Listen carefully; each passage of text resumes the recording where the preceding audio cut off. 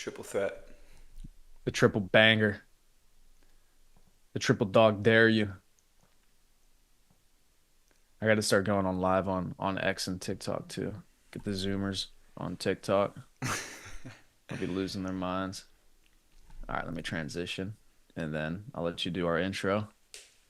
Oh, but I'm live. I'm ready. Boom. All right, welcome in. Welcome in, everyone. Gentlemen's Code, episode 15. You think you're fucking dealing We're with? fucking dealing out here. Welcome in. Dealing. Today's November 20th. We're moving along with the year. Almost the end of 2024. We're getting closer and closer every Gentlemen's Code episode. But welcome in, everyone. We're just going to talk through a couple of topics today that we want to discuss. But before we do that, I just want to plug in the Taylor's Code. If you guys aren't in there, go check out our network of ultimate professionals that we're building. A lot of young talent. And there are a lot of skills you could learn, a lot of different things in there from communication-wise. You could build a network, reach out to people, DMs, take all the courses, read about crypto, read about e-commerce, all this different stuff that we do. If you need a sales job, if you need anything like that, all these opportunities are in there. So if you guys are looking for ways to make more income on the side of your job, or you're just in high school, just graduated high school, looking to get into some online skills, go check out our course, The Taylor's Code. So, Mm-hmm. Priyama, Banger. welcome in. What's up, player? So we got an action packed episode today because we put together a couple of notes for you guys because the different live streams that we do throughout the week are going to be geared towards different things. And the gentleman's code's obviously geared towards being a gentleman, talking about what it's like being a man in the modern world, how to be the best version of yourself, which obviously includes making money, developing yourself, putting yourself in a position to actually provide for the family around you. That's what the Taylor's Code's for. But when me and Bobby were going through the notes last night, something I wanted to touch upon this week was just being a gentleman to women overall. Okay. The reason I was thinking about this is because something that I've noticed, especially in the last couple of years of my life, as I've really improved myself as an individual, is I always hear girls say, "Oh wow, you're such a gentleman. Oh wow, like there aren't guys like you anymore." And I'm not just saying that like, "Oh, you talking." There's not guys like there's not, but they. I always hear the compliment like, "Oh my God, like you're such a gentleman. You're really different. Oh my God, that's so sweet. I can't believe you actually thought about doing that for me." And I think that's so important because nobody teaches young men how to actually be gentlemen anymore. That's the whole reason that I say all the time to whenever I'm talking to Bobby or guys inside the Taylor's Code, I always say, "Gentlemen, gentlemen, what's going on, gentlemen? How we doing, gentlemen?" And I do that on purpose because the words that you say matter. Whatever you say comes into existence. Becomes a reality. So I always say gentlemen. I don't say boys. What's up, guys? Da, da. No, I always say gentlemen because that's the type of environment. That's the type of reality I want to live in. Is that myself and the people around me are gentlemen. And there's things that you got to do to actually make yourself a gentleman. So one thing I was thinking about is, you know, when I talk to girls, one of the things that I always get complimented on is the way that I speak to them out the gate. Okay. And I say that because young guys now, they don't understand how to speak. They're not competent. They use slang. They talk like idiots. They use all TikTok this Zoom. terms. Yeah, they're probably saying skibbity toilet and all this other bullshit. Like just not competent. They don't speak well. And women, they don't even realize that if they're not used to talking to somebody like you or me, Bobby, but they don't like that. Like I've been complimented so many times by a girl of, "Oh wow, you speak so well. I like the way that you speak. You speak confidently. You don't use slang terms. You don't slur your words. You just speak well. I like that." And that's a part of being a gentleman is to be competent. Like speak well. That's just some one thing you can work on that people are gonna like is just can you speak well? Yeah, 100%. And one thing that I've noticed about women in general and my girlfriend is they really they really listen to what you say. They take every word into account. You might say one word like you don't even mean, even if you are a great speaker, like you are Priyamo, and a lot of people are, but they take every word as a detail, and they hold on to every single word. So when you are saying these random words of skippity doo or whatever TikTok term you're throwing out, they're gonna really think about that when they get back home and be like, okay, well, what what is this guy? And like you said, yeah, not everybody is a gentleman these days. You see that there's a lot of guys out here that maybe they have a little money, but they act out and they treat girls like shit, and then girls don't like that. And that's no way to live your life. That's not how you want to be, remembered by girls. And especially if you grew up with a mother who loved you and stuff, you learn to treat women with respect. And that's how I grew up. That's how you grew up. And that's the environment we want to create for our families moving forward. So there's a term of respect with the way you talk that goes a long way. Yeah, that's a great point. The better that you speak to somebody, or the more seriously you take a conversation with somebody, the more respect you have for them. And that's a fantastic point. If I don't respect you and I don't care about what you think of me, I'm just going to talk however I want to talk to you. All right. Another thing, something that really interesting that uh, a girl I was talking to had taught me that I really liked. Anytime I would talk to her and I would swear, she would say, "No, no, no, like not with me, not with me. Don't talk like that with me." It was the first girl that ever said that to me. And I actually like that a lot. And I'm gonna take that with me moving forward, because you want to keep that relationship with your girl or your wife sacred, right? That's the idea. Is you want to keep that sweet, you want to keep it precious, you want to keep it sacred. And that that little point to me was so interesting because it's true. It's like, I shouldn't talk to you that way, right? I shouldn't use, F bombs and bitch and bullshit and all this stuff that I say to you or to the other gentleman that we talk with.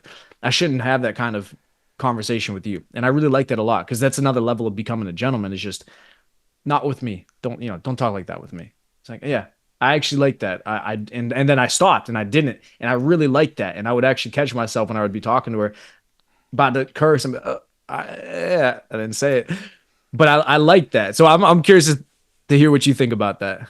Yeah, I mean that's a good way to put it, because one way that I think about it is more in terms of like emotions. Like girls are very emotional, guys are not as emotional. So you could say to your buddy like, "Oh, you're just like, what are you doing? You idiot or something." And your Yeah. buddy's like, "Oh, whatever, I'm an idiot, whatever." But you say that to your girl, and sometimes you gotta learn this the hard way. I have. It's just like they don't like that. That's the no. That's the no go zone, and that's something that you just have to learn as you date women, and you have a woman that you live with or whatever. You learn different things about how they think and how they act, and especially you don't want to say those things. And that's great that she said it right out the gate, like to you, like, "Hey, don't ever do that with me," because some girls, they try to be like tomboyish and they want to be Right. part of the crowd, and they'll do that. But that makes, I think, for you, maybe you liked her even more when she said that, and she was like, don't say that around me. And you're like, okay, I respect that. And you could, Right. anytime you could build respect in a relationship like that, you're going to like each other way more.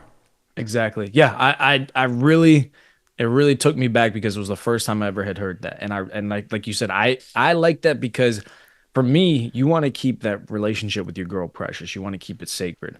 You don't want to do certain things with your girl that you would do with other people. That's the whole reason that they're your girl. It's a special relationship. And yeah, I love that because it wasn't even something, I wasn't even cursing at her. It was just, that's just how I speak in general. So I would just curse normal. That's how I do. And she's just like, "No, hey, not with me, not with, don't say that stuff with me." And the other thing with that too is she also would never swear either. Like she just wouldn't speak that way. And so that's also more attractive because it's whenever you're with a woman and she's cursing all the time and she's doing all these masculine things, you're thinking, "What the fuck am I dating my boy? Like what the hell? Why you what the fuck are you cursing for? Smoking cigarettes, all this goo, just masculine things that you don't want your girl to do, right?" So I really enjoyed that. And so that would be a piece of advice to the gentleman whenever you go out with the girl, don't speak with her and don't act in the way that you would speak with the gentleman whenever you're in private with them. Okay. Again, it's a sacred relationship. You want to keep it different from them. One point that I had written down here that I was thinking about when we brought up this topic is, when you're first getting to know someone and you go out on a date, it might be, you're kind of scared, kind of awkward. You don't know this person. You gotta figure out who they are and what they like. And I think it's important to put them in the hot seat. So ask them questions. And people like talking about themselves. So no Yes. girl you meet is gonna not like talking about herself, what she likes to do, her friends, her family. You're right. So if you ever do go out on a first date or whatever, and you're a little scared, a little nervous, just start off with some questions to her. Let her answer the questions. Let her talk. You listen. I know that's hard for a lot of guys, but you listen to what she's saying. And then it makes it so much easier because then you're putting the ball in her court, and if she really wants to get to know you, she'll ask you questions back, and by then they'll be easy. The easy Mm-hmm. questions, you'll sit there, listen how she answered, and then you can answer and give her what you do on the day to day. So I think that's a super important one, and an easy way to break the ice is to just let her talk, ask her basic questions, and then you could go from there. You'll see where the conversation takes you. Again, another great point because it's like that's the number one rule of just networking in general. You want to, smooth over somebody's ego, make them feel good about themselves. Yeah, ask them questions, let them talk about themselves. Everybody likes talking about themselves. Same thing with the girl. When you go on the first date, it also allows you to establish a degree of control because if you're the ones asking the questions and getting Yep. responses, you're in control of the situation. And so it also puts them in a situation where they feel like they're trying to impress you or at least say the right things, make sure that they're doing the right things, saying the right things. And as a man, it does give you the opportunity to ask good questions and get the answers that you want to hear. Because if I'm talking to a girl and I'm asking her questions, the next thing you know, I find out she doesn't want to have any kids. Hmm. You think I'm going to keep dating that girl? Hell no. I want to have like 20 kids. So that's probably not going to work. Or her Uh, favorite thing to do is go to the club space or Club 11 in Space. Miami. It's like, Yeah. Oh, I just got back from space. I didn't even go to sleep yet, but we came right to brunch with you. I'd say, all right, get a water, and then I'm gonna get my food to go, and I'm gonna get out of here. So yeah, exactly. You want to find out if she's clubbing, going out all the time. Because gentlemen, listen, this should go without saying, but the young men they don't realize this. If you if you're talking to a girl and all she does is go out to the clubs, go out to restaurants all the time, traveling, like doing all this stuff all the time, that's not a girl you want to be around. Okay. Number one, because she's already done so many things for you to be able to impress her and actually show her the world and do things with her that's going to make her respect you. It's going to be a lot more difficult because she's already done a shit ton of things with other guys or other girls. And number two, she's going out and clubbing all the time. She obviously has more. She's more interested in herself and her own fun and her own lifestyle that she's living right now, as opposed to actually settling down with you, building a family, building a relationship, and building a future with you. You don't want to be with a girl that's going out all the time or is in that college mindset of go party every single weekend, Friday, Saturday night, going to the clubs, boozing up.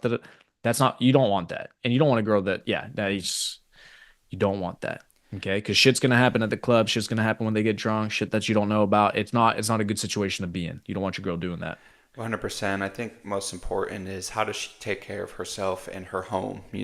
How does she treat her family? How does she treat her brother? Things like that. It's important to know. It's important to learn early when you're talking to someone.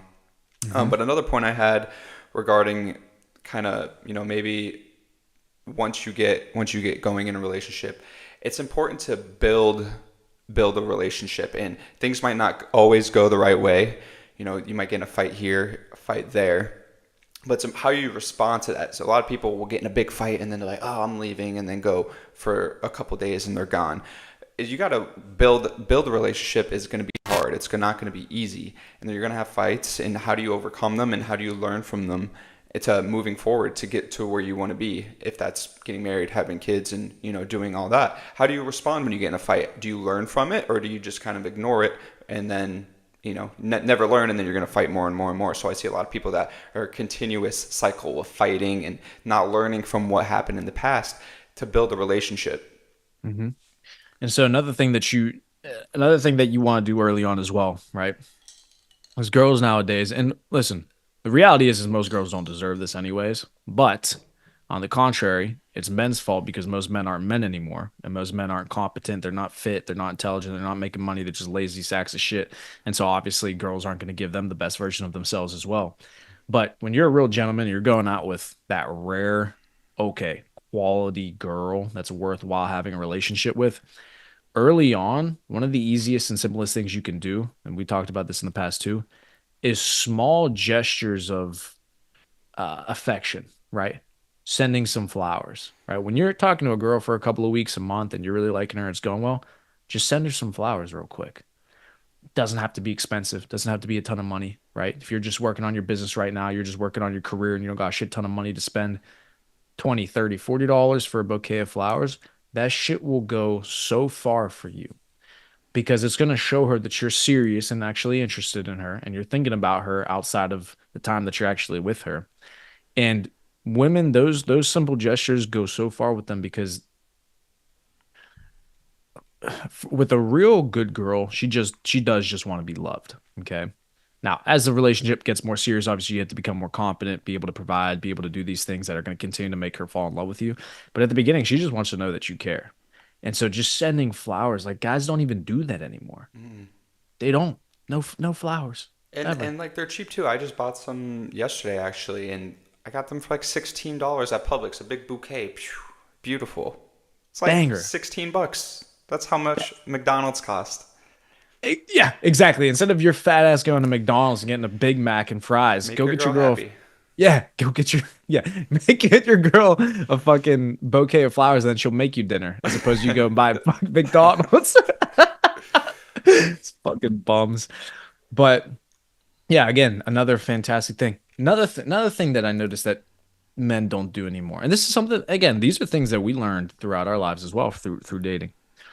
When you're a guy and you have a car and you go to pick a girl up, when you go pick up a girl up for the first date, get out of the car, open the door for her, compliment her on how she looks, let her get into the car, close the door for her. Whenever you get to the restaurant, tell her, and because I've had girls do this before too, look over, tell her, hey, don't worry about it. I got it. Get out of the car, close your door, come around, open the door for her, let her get out when she's dressed up. She got her dress on for your first date. Boom, boom, boom.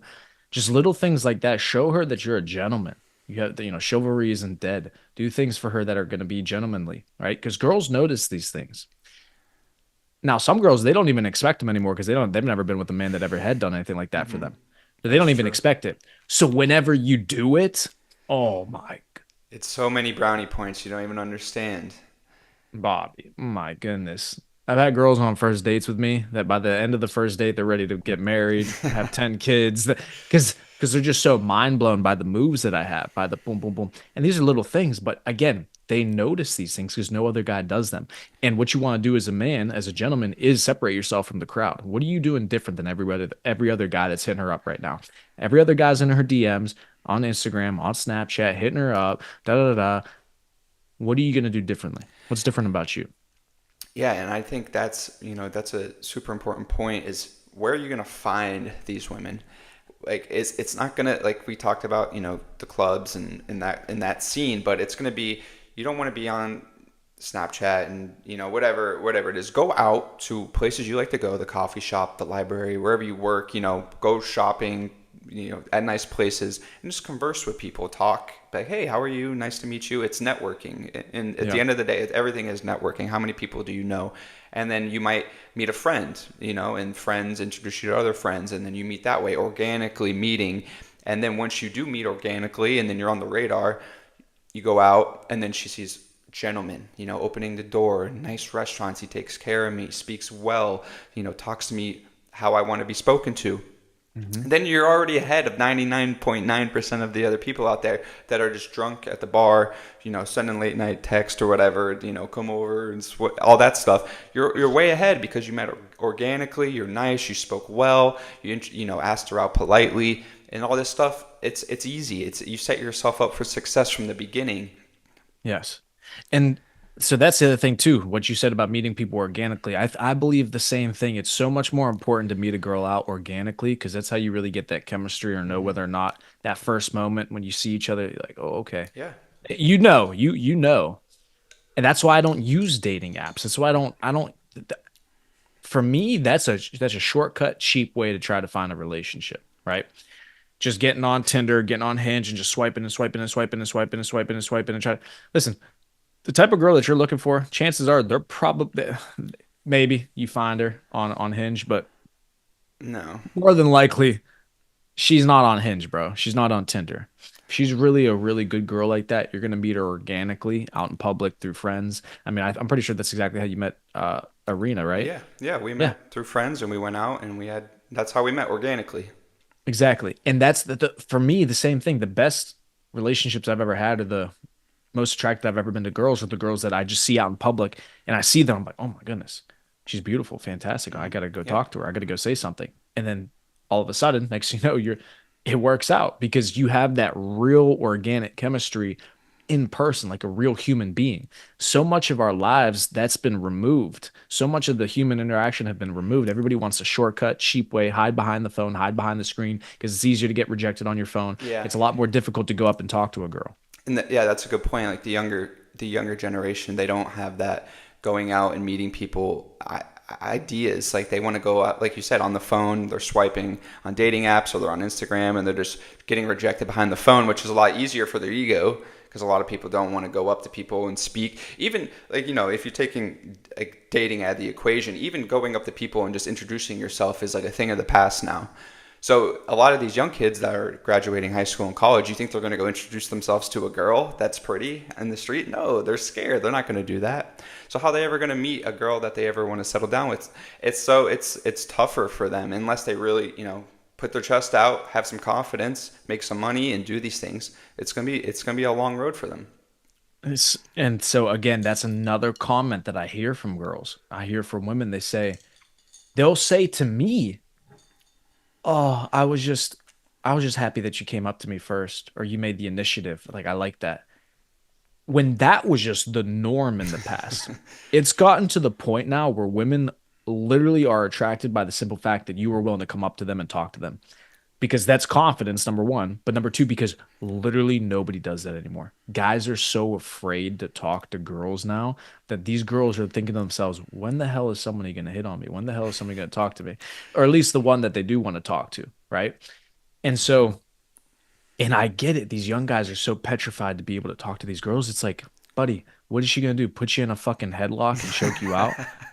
Like, what the fuck are you so afraid I of? saw something actually about that. It was like our grandfather's generation. It was like our grandfathers probably had to go up to hundreds of different women to get rejected 100 times just for one to say yes and talk to them because that was just the normal back then. Like you couldn't just send a text message and be like, hey, like let's talk. It was like no, you actually had to go up to their face and like try to start a conversation.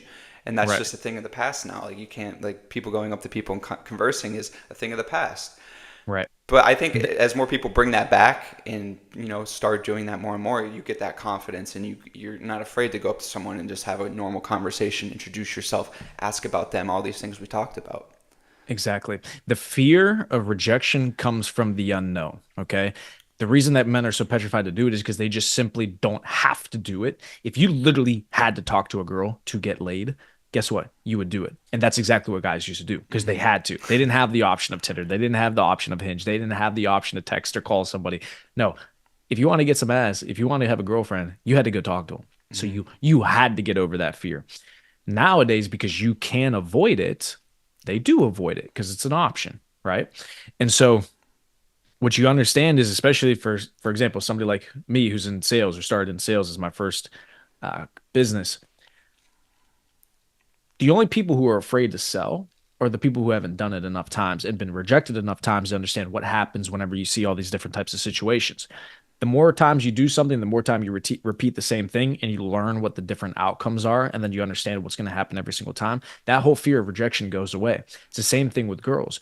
You just literally never do it, so you're so afraid of it. But if you just continue to do it, and this is logical, everybody knows this is true, the more that you do it, and the more times you get rejected, and the more times you know exactly what's going to happen and how to maneuver, the fear goes away. It wasn't the fact that you didn't want to talk to the girl.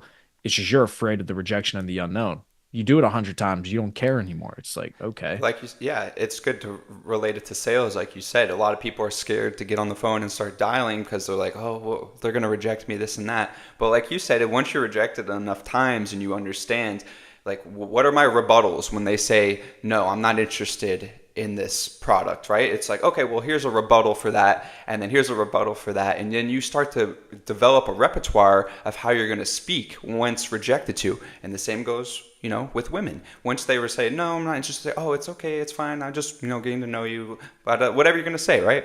So there's a lot of different routes you could go once you just start doing it and building a repertoire. So I think hmm that's a great point. yeah, absolutely. It's fear of the unknown. So go do it. And guy, I mean, here's the thing too. You gain so much confidence too whenever you do things that you are afraid of. Because listen, it's okay if you're nervous or you're afraid to do it at the beginning. That's fine. And that's actually where real bravery comes from, because if you're genuinely afraid or genuinely unwilling to do something, but you still do it anyways, that's true bravery. It's Hmm. not brave to do something that you weren't afraid to do in the first place, right? Even if it was difficult. If you weren't afraid, you're not being brave. You just weren't afraid.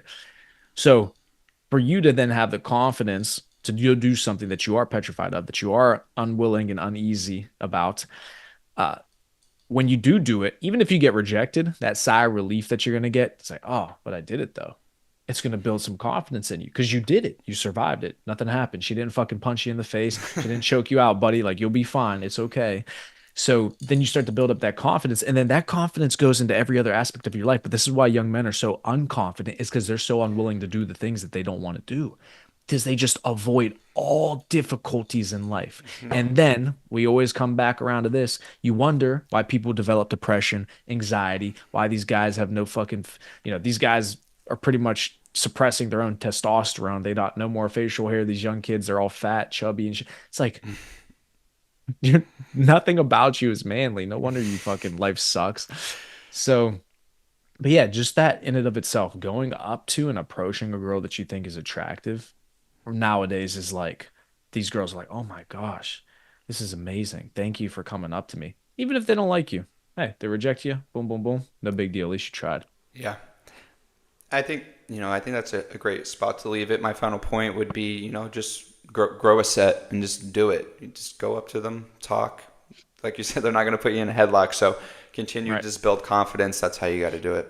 And be a gentleman about it. Speak to them politely, compliment them, tell them they look fantastic, ask them what their name is. If they ask for your name back, boom, you're in business. If they don't ask for your name back or they kind of give you the cold shoulder, Mm, all right, hey, good to see you. Have a good night. yep. It's all easy. All right, cool. So I know you got a couple of points too. Which one did you want to go to next? Yeah, it was this importance of goal setting. Was one that I had on the top of my list yesterday, and I think where we are in the current state of the world, we're coming up on a very pivotal or very opportunistic time to get involved in all different realms of business and crypto and DeFi and all this stuff, right? All this technology that's booming right now, and new administrations coming in with deregulations, right? So how could you set yourself up for success? And I think the first thing you have to do, right? A lot of people might not have a business. They might not have an idea of what they want to do, but it's writing down your goals. And once you write down your goals, and not just any goals, write down some achievable goals, write down some like a SWOT analysis, right? Right? Your strengths, Uh-huh. your weaknesses, your opportunities, your all this stuff, right? Write it down and figure out what you could do to make money for yourself. Maybe your goal isn't to make money. Maybe your goal is to be in a certain position in life. Well, how are you going to get there? Like, what is the most important thing on day one that you need to do to get to that position? So I like to, you have to think about it. You have to sit retrospectively about like what you've done over the past 3 months to get there, right? And like, okay, what didn't work? What has worked? And what can I do going forward to make sure I accomplish those goals? So setting achievable goals in the beginning. So say your goal is in cryptocurrency, right? You want to make $1 million in crypto. That's your goal. Okay, well your first goal shouldn't be I want to make $1 million in crypto, because that's not realistic for starting out. You have it. How do I make one successful trade? That should be your first goal. Make one successful trade. Don't get rugged, right? Whatever your goal is, make one successful trade. Make $100 a trade. Make $200 a trade. And that's how you build yourself up. So I think achievable goals is super important. A lot of people set the bar way too high to begin with, and then they don't know, like, oh, how am I going to get there? $1 million, that's a lot. Okay, well, you got to Mhm. peel it back. It's like an onion. Peel it back. How do you get there? It's not, the onion just doesn't grow and become an onion. There's layers and there's different things that come with it. So peeling back your goals and setting achievable goals moving forward is super important. Huge. Okay. And huge. So I'm going to teach you guys, because I taught this to my sales teams for years, is with goals as well. That's such a great point. Yeah. First of all, they need to be achievable. Don't just say, oh, I want to make $100 million trading crypto, or like you said, $1 million. Okay, cool. So does When, everybody else. yeah, that's everybody's goal, but you've never made, $10,000 in your life, and now all of a sudden you want to make 1 million trading crypto. It's like, obviously it's not an achievable goal right off the bat for you. So two things. Number one, how do you actually set goals? Let me teach you how to actually set goals. So when you're trying to set yourself up for success, a goal is a something that you're able to quantify coupled with a deadline. Okay. So a bad goal would be I want to make or I want to get rich trading crypto. Well, what's rich? That's arbitrary. What's how do you quantify that? I want to get rich. Okay. What's rich? How much is rich? And then there's no time frame. When do you want to get rich by? When do you want to make that many dollars? So every goal has to have something that's quantifiable, something that you can actually say, okay, when I hit this number, boom, accomplished with a deadline attached to it. Because without a deadline, then there's no urgency or no movement towards that goal. So, like you said, say your first successful trade. Okay, well, my first successful trade, what am I going to quantify it? I'm going to say I make $100 off of that trade. Okay, there's your quantity. And then what's the deadline for it? I'm going to do it in a week. So for the next 7 days, I'm going to trade, and then I'm going to have a goal of making $100 on one trade in this next week. Great. That's a real goal. I can quantify it, so I can say, oh, check it off, and I have a 1 week to accomplish it. So I got to do this in the next week. Great. So that's how you actually set a goal. And then, like you said, the importance of actually being able to achieve your goals at the beginning is so important because once your word becomes iron will, whatever you say becomes reality. That gives you so much power. But until you can start to develop that habit, it doesn't work. So you start with goals that are achievable, things that you know that you can accomplish to start to train your mind and train your mentality to be, oh, if I say it, I do it. Oh, if I say it, I do it. If I say I'm going to do 500 push-ups today, I'm doing 500 push-ups no matter what, no matter what. I've done this in the past. I heard Andrew Tate talk about this and I was at the crib in Arizona. I said, you know what? Fuck it. I'm gonna do 1,000 push-ups today. And I literally did 1,000 push-ups for the next 5, 6 hours. I stayed up to like 3, 4 in the morning, doing push-ups. So because I say it right. Go ahead. I was just gonna say something that you said in the past, and it was waking up. Like you say, you wake up in the morning.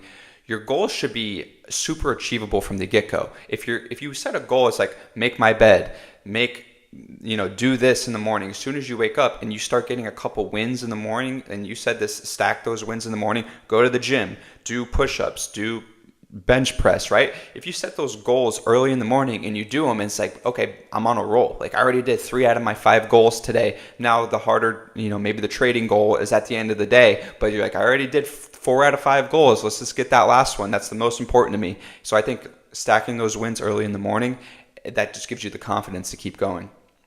Absolutely. And I believe that these things that I say on those university meetings is literally shit that I do and it works. That's what Hmm. I'm saying. That's why I say it. Like, stacking your wins, getting W's is so important. So now let's say you do this for a year straight where you're actually hitting these goals and you're fucking accomplishing them. You continue to do the things that you say that you're going to do and take your words seriously. Your words iron well. Me and Bobby started doing this live stream at 8 a.m. Eastern for the last 15 weeks in a row. How many times have we missed? 15 weeks in a row, every single time, on time. Like you just do it. Okay. So you don't fuck up. This is another way to help with goals, right? This is why I was pulling out my notebook. So I have, because you gotta write these things down as well, because you gotta have them in front of you. Okay. So here's this goal, right? You will be a billionaire by 40 years old. Now, I know that's a huge goal, but it's a long-term one. And then 812 super fast by the end of 2024, right? Why do I have it? Because I'm going to put it down on paper. I'm going to put it out into reality. I'm going to speak it into existence. So, Same thing here. so Yeah, that's a go ahead. question I have for you. A lot of this is something that I've struggled with in the past. Is I would write down a goal in my notebook. This is a fresh notebook, so nothing in here. I got a couple beginning pages filled out, but once you write down a goal, for me, it was always hard to go back in the notebook and read what I wrote. So what is your advice for people that maybe they write down a goal, it's maybe a longer term goal, 6 months or a yearly goal or something like that, but then it's just not fresh in their mind. Is it a sticky note on the screen, something like that? Exactly. That's what I was going to say. Yeah. So you got to always just have it in front of you. So I always keep this at my desk. And then whenever I was in Arizona, I just had on my glass desk literally right next to my laptop. So I would see this every single fucking day. Because here's the thing, right?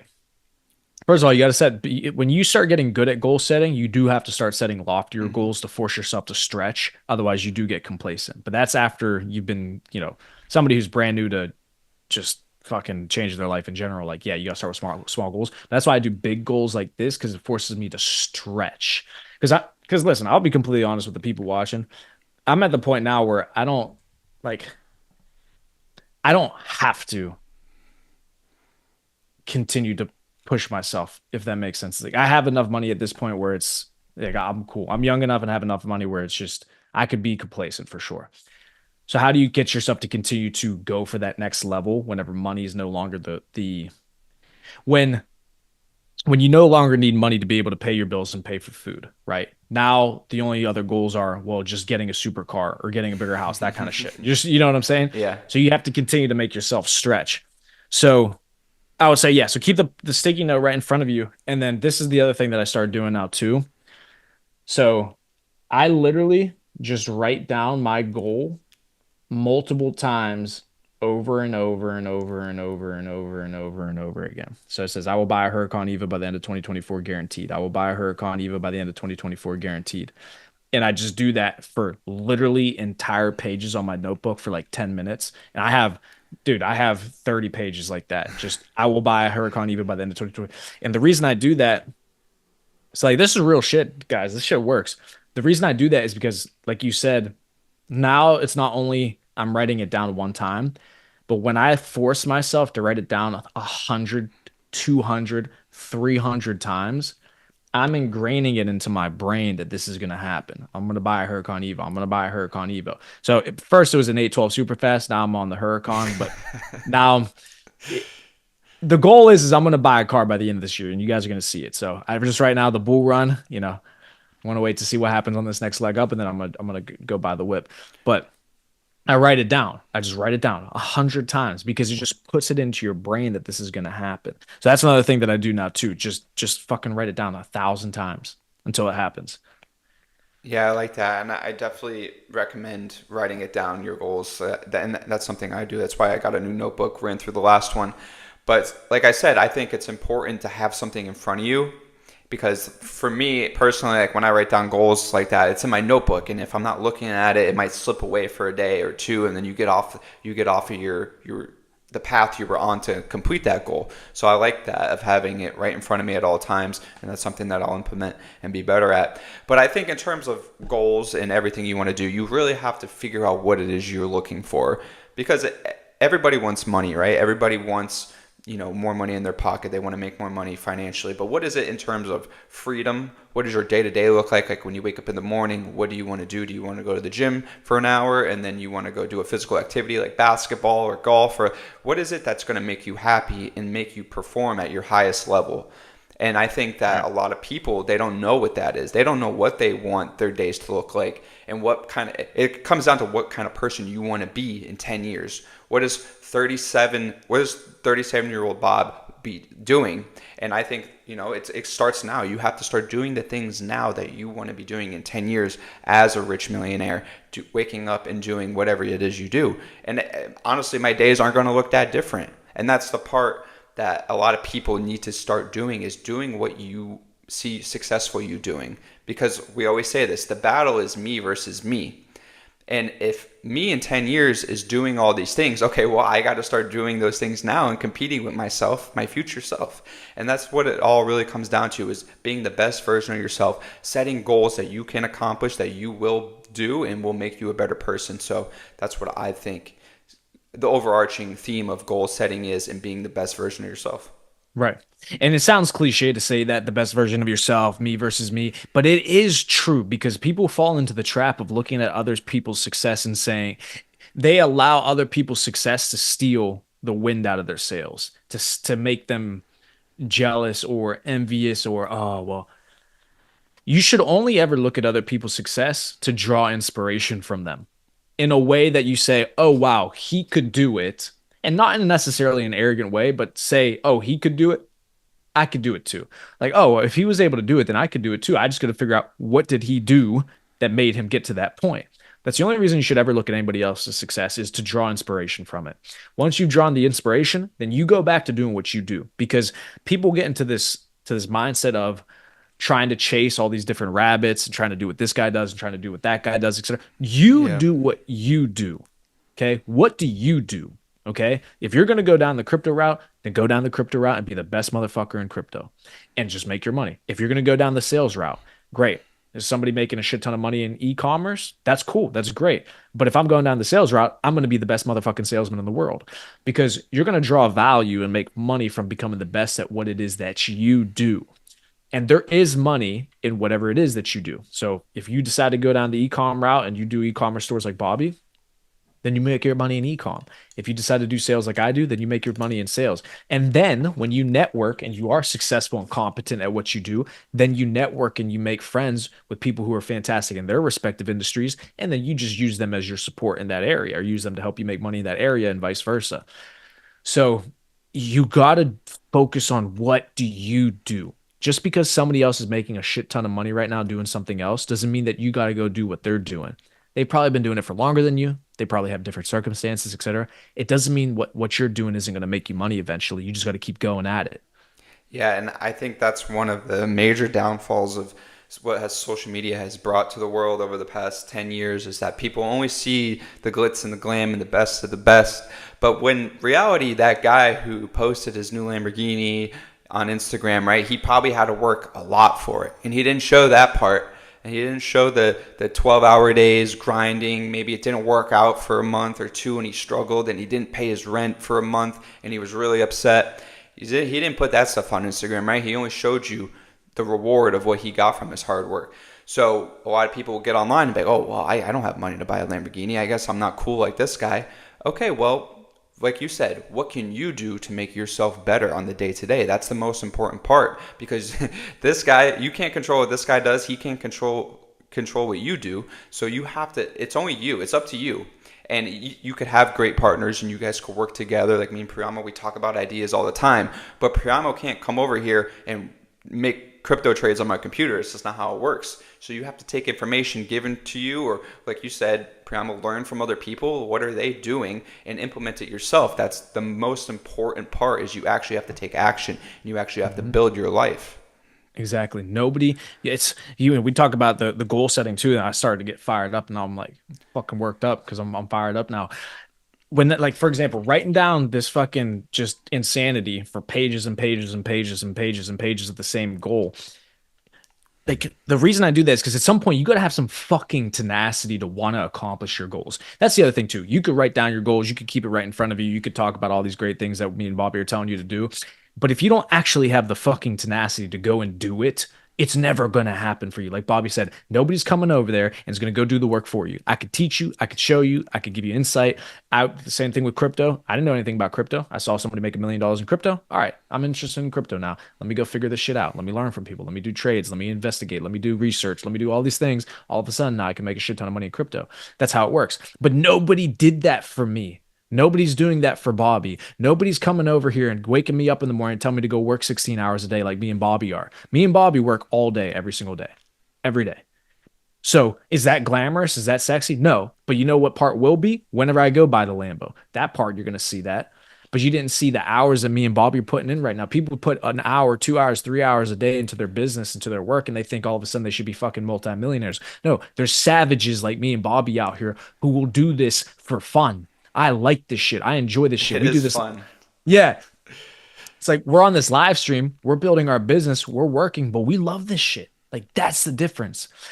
The last point I'll make before I pass it back to you is it's so funny how the people who want to get rich and make money so that they don't have to work are always the people who never get rich. Because if your mindset and your mentality is I'm only doing this so that I don't have to work, you're never going to work that hard. But it's the gentlemen, it's the people who go to fucking war every single day because that's what they love. They like the stress. They like that anxiety. They like that pressure of having to fucking perform. Those guys who are going to work regardless, no matter what, those are the ones who get rich because they're not doing it because they don't want to work. They're doing it because they're trying to prove a point. They're doing it because they're trying to change their family's fucking life. They're doing it because even if they had $20 million in the bank, they're still going to show up and go to fucking war every single day. Those are the savages that make it. 100%. So I had two other points. One is just kind of a funny thing I saw on the internet this morning when I was waking up, and it was this. It was this. Is it what? Is it the fucking kid who rug pulled? Did you see what happened after he did it though? No. They sent the coin to like 20 million after he rugged it. He would have made like $10 million, but he rugged it at like 50,000. And then the whole community was like, "Fuck this kid." And they sent it to literally like 20 million overnight Damn. That's funny as just to shit. But spite him. so what Bobby's talking about is some, yeah, literally a kid. The dude looked like he was fucking 12 years He old. probably was 12, yeah. He launched a meme coin and he rugged it for like what, 20, 30 bands. Kid's losing his mind, losing his shit. He's on a live stream too. And then, bro, the best part is this is how degenerate this next generation is. They're so funny. He rug pulls him. He starts losing his mind. This kid's like 12. He flips the bird on the screen. He's like, oh, "Fuck you guys." And then And he then yeah, ended the like stream. yeah, crypto is an insane place. It's an insane world. People are, I mean, yeah. That's the thing is how are you not going to take part in that? There's kids who are making Making 20, 30 30 bands. bands. It's like, come on now. This shit's the ultimate game changer. Yeah, but then the Oh, best part was the whales and the people who saw him do that, just in spite of him, bought the coin and would he ripped it up millions of dollars. The kid would have made millions of dollars, a 12-year-old. But I thought that was just hilarious. so funny. Yeah, I saw the video. That shit was fucking hysterical. Hysterical. Yeah, no. Yeah, he'll learn. He'll learn his lesson though, because a kid like that, he's young, so he doesn't understand it. But yeah, you can't live your life that way. You can't live your life trying to scam people to make your money that way because that doesn't make you special. That doesn't make you competent. I mean, again, we're here for the gentleman's code. The thing that makes you a gentleman or a competent man is that you did have to do difficult things to get that money. That's what's sexy to a female. Like women want to know that you actually had to work for your money. Yeah. There's nothing cool about winning the lottery and now you're rich because you won the lottery. You're still a dork. You're still a loser. You just have money now. Or creating the lottery and then scamming everyone out of their money. Yeah, yeah. Or yeah, exactly. That's a great point. That's exactly what it was. Fucking hilarious, dude. So yeah, that's I think that's a great conversation we had today, especially around being a gentleman to women, understanding women. What do they want out of you? What do you want out of them emotionally, and that Yep. kind of stuff. Um, Goal setting. Those are great goals is important to any entrepreneur who wants to be successful starting a business. Oh, one thing that I thought about, and this is just me brainstorming late night thoughts. I want, one day when we're all settled down or we got our millions of dollars, I think we should start a coffee shop. I think we're just like we drink so much coffee and we're so into it. I think a coffee shop is in the future. You do not have to convince me to do a coffee shop. Oh, absolutely. I've talked about this with Logan too. We should have. I'm being. This is not just a bullshit. No, I'm serious. I would do that. A cigar shop slash coffee shop.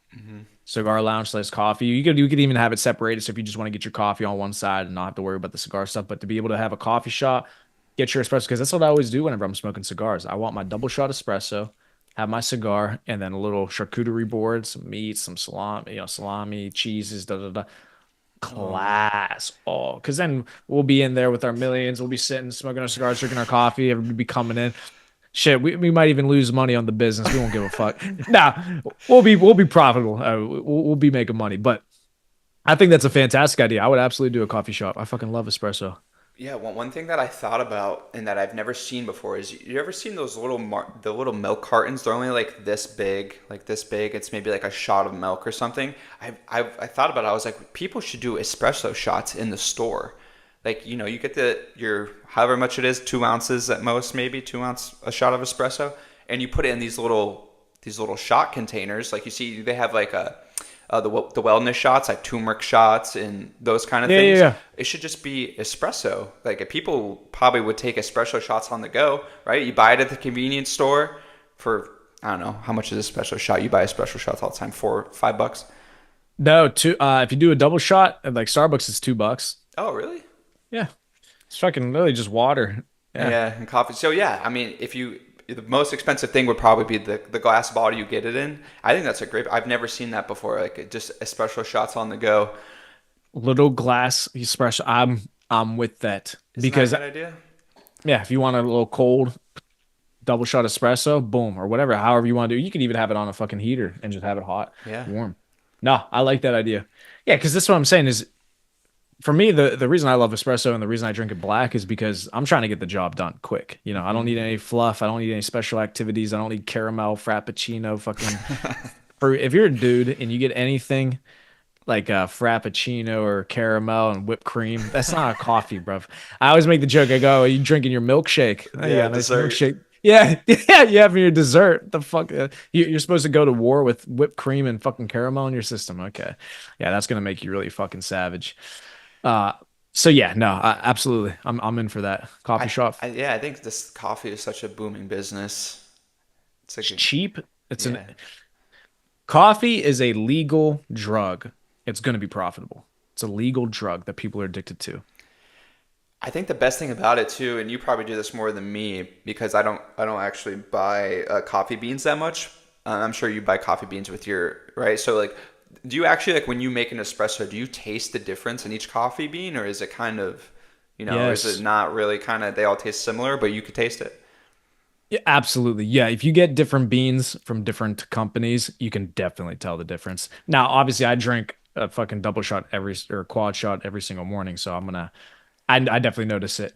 Um, the reason it's noticeable, especially for me, is because I do drink my espressos black straight. So it's only coffee. So it's definitely noticeable. And now if you're putting milk and creamer and all this other bullshit in there, yeah, you're not gonna be able to tell the difference, but you definitely can. Yeah.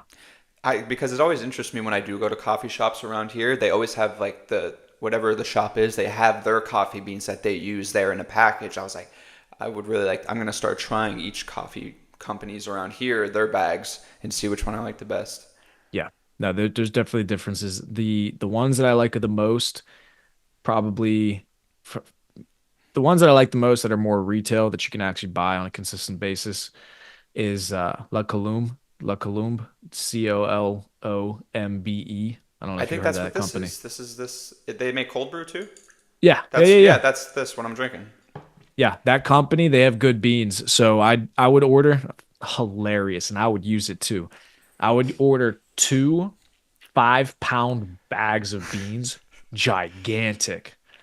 Bang, throw those in my crib and I would go through them. I would. It's fucking insanity. I drink a lot of espresso. But yeah, no, La Colombe's good. I like them. Yeah, they have.